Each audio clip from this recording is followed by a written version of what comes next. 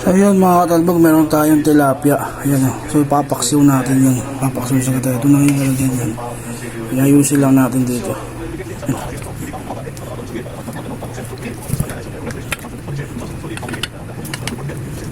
Yan sa luya. Tapos meron nga binigay natin lugan. Meron itong kabulas.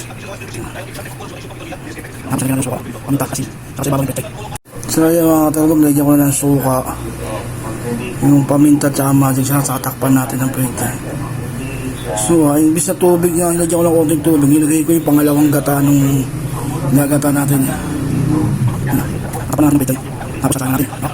So ito na po yung paksiw natin. Kita nito, migas na po yung itlog yan ng malaking isda eh. Saka lang natin itong kakanggata. Ayos lalo siyang sumarap.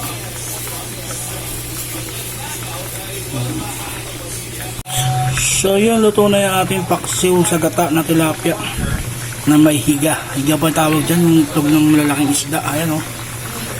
So alam nyo na, ka na naman. So yun mga katalbog, tikman natin yung luto natin. Ito yung itlog ng malaking isda o. Tapos may sausawang tayo bakong isda. May kalamansi. Tikman natin.